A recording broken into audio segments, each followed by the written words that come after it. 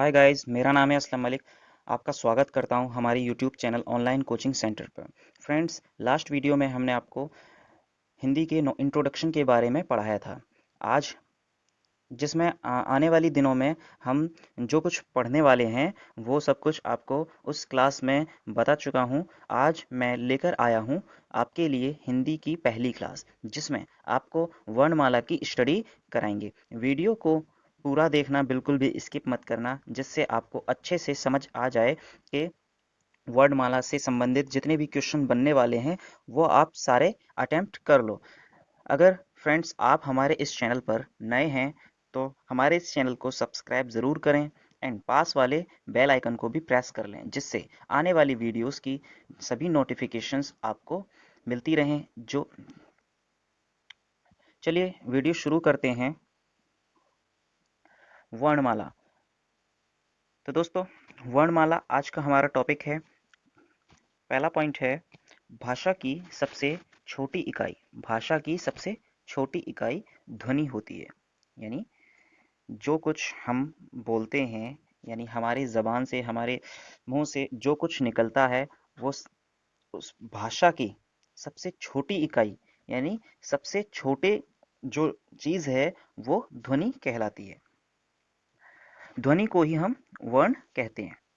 समझ आ गया होगा आपको। यानी भाषा की सबसे छोटी इकाई ध्वनि। आपको बता दूं, ध्वनि वो है जिसको हम और ज्यादा तोड़ नहीं सकते हैं। ठीक है। जैसे अगला पॉइंट है, यह वर्ण उस मूल ध्वनि को कहते हैं। उस मूल ध्वनि को कहते हैं जिसके टुकड़े नहीं किए जा सकते। जिसके टुकड़े नहीं किए जा सकते। ठीक है। वर्ण उस मूल ध्वनि को कहते हैं जिसके टुकड़े नहीं किए जा सकते। आगे का पॉइंट बताते हैं आपको। वर्णमाला जो हम पढ़ रहे हैं, वर्णमाला, वो वर्णमाला क्या है? अभी हमने आपको बताया वर्ण किसको कहते हैं। वर्ण उस मूल ध्वनि को कहते हैं जिसके टुकड़े नहीं किए जा सकते। उन्हीं मूल ध्वनि को या उन्हीं वर्ण को व्यवस्थित रूप से लगा दिया जाए, व्यवस्थित रूप से एक समूह बना दिया जाए, उन वर्णों के समूह को व्यवस्थित तरीके से रख दिया जाए, तो उसको वर्णमाला कहते हैं। तो उसको क्या कहते हैं? वर्णमाला कहते हैं। आपको बता दें, वर्णमाला में आपने पढ़ा होगा, आप ये छोटी सी चीजें हैं, आप जानते हैं सब। वर्णमाला दो टाइप की होती है। वर्णमाला में जो वर्ण हैं वो दो टाइप के होते हैं, जिसमें एक को बोलते हैं स्वर, इंग्लिश में बोलते हैं वॉवेल, और दूसरे को बोलते हैं व्यंजन। दूसरे को क्या बोलते हैं? व्यंजन। ठीक है। तो आज हम स्वर के बारे में अध्ययन करने वाले हैं। व्यंजन के बारे में अध्ययन हम कल की वीडियो में करेंगे। तो ये वर्णमाला जो टॉपिक है वो दो पार्ट में होने वाला है। तीसरे पार्ट में हम इसके क्वेश्चन डिस्कस करेंगे। तो चलिए स्वर के बारे में अध्ययन करते हैं कि स्वर क्या है। आपको बताया वर्णमाला दो वर्णों से मिलकर बनी है, एक स्वर और एक व्यंजन। तो स्वर के बारे में अध्ययन हम करने वाले हैं। स्वर ऐसा वर्ण जिसका उच्चारण स्वतंत्र रूप से हो। ऐसा वर्ण जिसका उच्चारण स्वतंत्र रूप से हो, यानी उसे बोलने के लिए किसी दूसरे वर्ण की सहायता लेनी ना पड़े। जैसे बोलने के लिए किसी दूसरे वर्ण की सहायता लेनी ना पड़े, जबकि यह दूसरे वर्ण के उच्चारण में सहायक हो। दूसरे वर्ण यानी जैसे व्यंजनों, जैसे व्यंजन के उच्चारण में सहायक हो, उसे क्या कहते हैं? उसे स्वर कहते हैं। आप सभी को मालूम होगा स्वर टोटल कितने होते हैं? स्वरों की संख्या 11 होती है। ठीक है। और उनमें जो दो लास्ट जैसे स्वर कौन कौन से होते हैं? अ, आ, ई, ओ, उ, रे, ए, ओ, औ। ठीक है। तो ये स्वर हैं। एक आपको मालूम होगा लास्ट में एक होता है अंग और एक होता है अह। तो इन दोनों को हम अयोगवाह कहते हैं। अयोगवाह कहते हैं। और इस पहले वाले को हम अनुनासिक, हाँ अनुनासिक कहते हैं, और दूसरे वाले को विसर्ग, दूसरे वाले को हम विसर्ग कहते हैं, और दोनों को अयोगवाह कहा जाता है। आगे चलते हैं। हम स्वरों का यहाँ पर वर्गीकरण करने वाले हैं। आपको बता दें, स्वरों का हम वर्गीकरण करने वाले हैं। स्वर कितने टाइप के होते हैं और किस किस प्रकार के होते हैं। तो सबसे पहला पॉइंट है उच्चारण। उच्चारण में लगने वाले समय के आधार स्वर के टाइप। उच्चारण में यानी बोलने में कितना समय लगता है, जो आपको अभी बताया मैंने। कितने स्वर होते हैं? टोटल स्वरों की संख्या टोटल स्वरों की संख्या 11 होती है। ये आपको लिखे हुए टोटल स्वर कितने होते हैं? 11। तो इन 11 स्वरों में लगने वाले बोलने के हिसाब से यानी उच्चारण में लगने वाले समय के आधार पर ये स्वर कितने टाइप के होते हैं। तो आपको बता दूं, ये 3 टाइप के स्वर होते हैं। पहला ह्रस्व स्वर, दूसरा दीर्घ स्वर, तीसरा प्लुत स्वर। ह्रस्व स्वर, ह्रस्व स्वरों की संख्या 4 होती है। ह्रस्व स्वर वो होते हैं आगे हम बताने वाले हैं ह्रस्व स्वर क्या है। मैंने आपको डेफिनेशन भी लिख रखी है। दोस्तों, आप हमारी इस वीडियो को पढ़ते समय पेन और कॉपी ज़रूर लेकर बैठिएगा। जो आपको पढ़ाया जा रहा है उसको आप नोट डाउन ज़रूर करें, जिससे आप एक अच्छे से नोट्स बना बना सके। आगे रिवीजन करके आप किसी भी एग्ज़ाम को हिंदी हिंदी जिस एग्ज़ाम में आने वाली है उसको आराम से हिंदी के जितने भी क्वेश्चन आने वाले हैं वो सारे अटेम्प्ट कर लोगे आप। तो ह्रस्व स्वर 4 होते हैं। दीर्घ स्वरों की संख्या 7 होती है। और प्लुत स्वर, ये 3 टाइप के स्वर होते हैं उच्चारण में लगने वाले समय के आधार पर। तो चलिए ह्रस्व स्वर किसे कहते हैं, आइए चलते चलते हैं पर जानते हैं ह्रस्व स्वर किसे कहते हैं। ह्रस्व स्वर जिन स्वरों के उच्चारण में कम समय लगता है, समय लगता है, इन्हें मूल स्वर भी कहा जाता है। वो स्वर कौन कौन से हैं? आप एक बार जैसे पढ़ो अ आ इ ई उ ऊ ए ए ऐ तो ये सारे स्वरों को पढ़ते वक्त आपको खुद महसूस हो जाएगा कि किन स्वरों में उच्चारण में कम समय लग रहा है। ठीक है, तो इसमें कौन कौन से स्वर हैं? आ नहीं होगा क्योंकि उसमें उच्चारण में ज्यादा समय लग रहा है। तो उसके बाद होगा ई, उसके बाद होगा ओ, और उसके बाद होगा रे। तो ये 4 ह्रस्व स्वर होते हैं जिनके उच्चारण में कम समय लगता है। नेक्स्ट है दीर्घ स्वर। नेक्स्ट है दीर्घ स्वर। तो दीर्घ स्वर किसे कहते हैं? दीर्घ स्वर जिन स्वरों के उच्चारण में ह्रस्व स्वरों से अधिक समय लगता है, जिन स्वरों के उच्चारण में ह्रस्व स्वर से अधिक समय लगता है उन्हें दीर्घ स्वर कहते हैं। अधिक समय का मतलब है इन स्वरों के 2 गुना समय, इन ह्रस्व स्वर का 2 गुना, लगभग 2 गुना समय लगता है इसके उच्चारण में। जैसे अ क्या है? ह्रस्व स्वर है। अब इसके बाद क्या आता है? वर्णमाला में इसके बाद क्या आता है? आ। तो अ के बाद क्या आता है? आ। क्या है यहाँ पर? ह्रस्व स्वर। और आ जो है वो क्या है? दीर्घ स्वर। तो जैसा आप जानते हैं, आपको बता दें, अ प्लस अ क्या होता है? अ प्लस अ बराबर आ। जैसा आप जानते हैं अ प्लस अ बराबर आ होता है। तो ये ह्रस्व स्वर हो गया, ये भी ह्रस्व स्वर हो। तो इन ह्रस्व स्वर को मिलाने पर आ की उत्पत्ति होती है। तो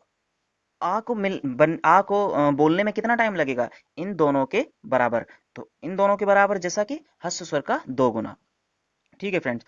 तो ये स्वर कौन कौन से होते हैं? आ, आ, ई, उ, ए, ए, ओ, औ। ये इन स्वरों की संख्या कितनी होती है?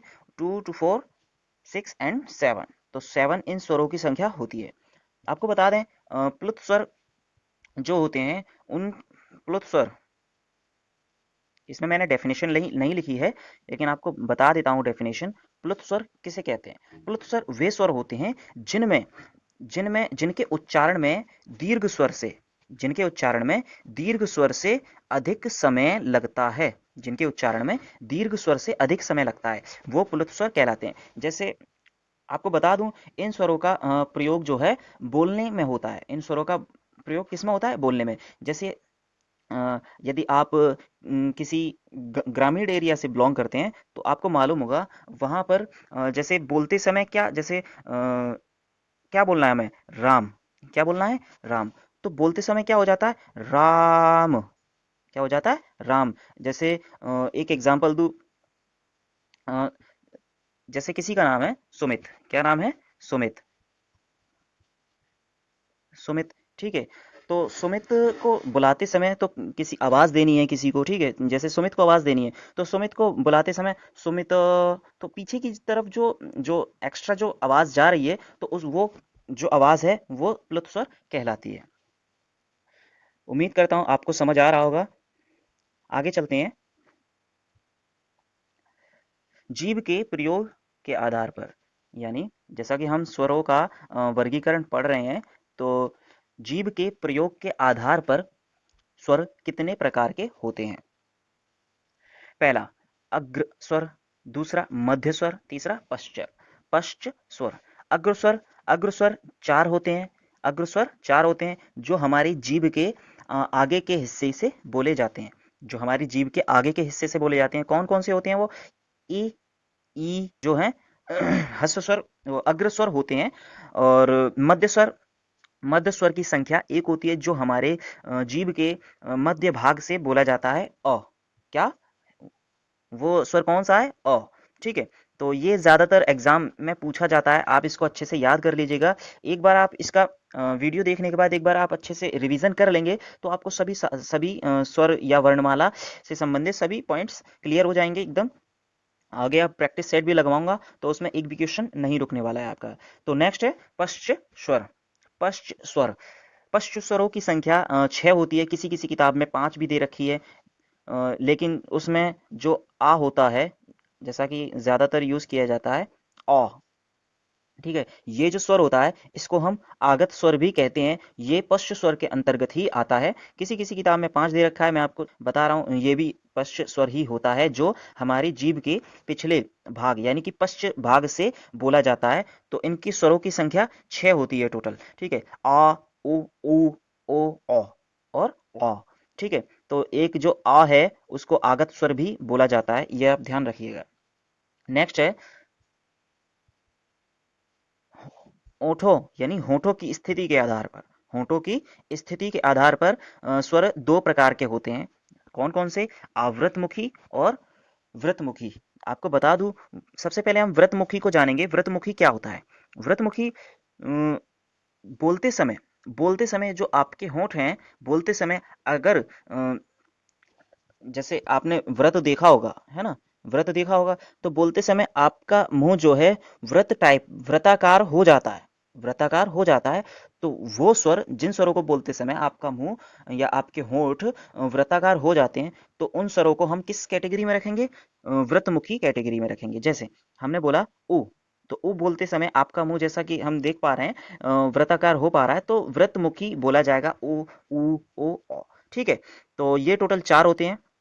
बाकी बाकी इसके अलावा जो इसके अलावा जो स्वर होते हैं वो आवर्तमुखी होते हैं, जिनको बोलते समय कोई भी व्रत आकार होंठ नहीं बनते हैं। ठीक है, तो नेक्स्ट चलते हैं, अगले प्रकार की तरफ हम चलते हैं। अगला प्रकार है हवा।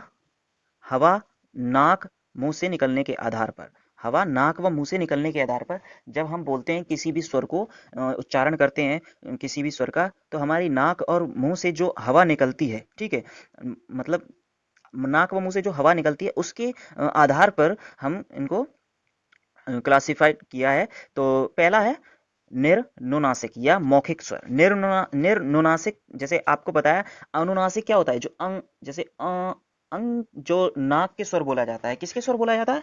नाक के स्वर बोला जाता है। जैसे अंग, आ, ई, तो ये कौन से स्वर होते हैं? अनुनासिक। ठीक है, और इनके अलावा निर्नुनासिक कहते हैं, जैसे अ, आ, ई। ठीक है, तो इन पर अंग, जो जैसे चंद्रबिंदी होती है, चंद्रबिंदी में से ये बिंदी हटाकर ये जो बाकी रह जाता है, इसको अगर हम लगा दें इन पर, तो ये अनुनासिक हो जाते हैं। ठीक है, नेक्स्ट आगे चलते हैं हम। मुख के खुलने के आधार पर, मुख के खुलने के आधार पर, ये सबसे ज्यादा इंपॉर्टेंट है। जैसा कि एग्जामिनेशन में पूछा जाता है बार बार, मुख के खुलने के आधार पर संवृत, इनके 4 टाइप होते हैं। आपको बता दें, इनके 4 टाइप होते हैं। पहला है संवृत स्वर। पहला है संवृत स्वर। आपको बता दें संवृत स्वर होता क्या है? संवृत स्वर कहते किसे?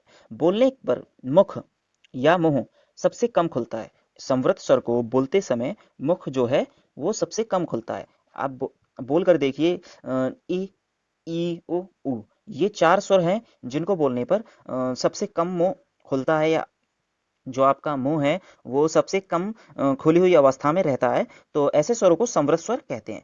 इनके अलावा अर्ध संवृत स्वर, अर्ध संवृत स्वर इसी से संबंधित है। अर्ध संवृत स्वर, संवृत स्वर इन स्वरों को बोलने से खुलने वाले मुंह से थोड़ा ज्यादा, यानी जैसा कि आपको बताया, ए, ई, ओ, उ, इन स्वरों से थोड़ा ज्यादा हमारा मुंह खुलता है अगर उच्चारण करते हैं हम इन स्वरों का। जैसे ए, ओ। ठीक है, तो ये स्वर वो हैं जिनका उच्चारण करते समय संवृत स्वरों से अधिक मुंह खुलता है। ठीक है, नेक्स्ट आता है हमारा विवृत स्वर। नेक्स्ट है विवृत स्वर। ठीक है, तो विवृत स्वर किसे कहते हैं? बोलने पर मुंह सर्वाधिक खुलता है। संवृत स्वर कहते थे, ठीक है, कि जो कम खुलता है। संवृत स्वर कम, संवृत कम, आपको याद करने की ट्रिक बता दे रहा हूँ, संवृत कम, ठीक है, और विवृत अधिक, विवृत अधिक, ऐसे याद रख लीजिए, संवृत कम विवृत अधिक, ठीक है, ऐसे याद रह आएगा आपको। विवृत स्वर मुंह सर्वाधिक खुलता है, जैसे आ, इसमें एक ही आता है आ, ठीक है, आपको प्रतीत हो रहा है आ विवृत स्वर होता है, ठीक है।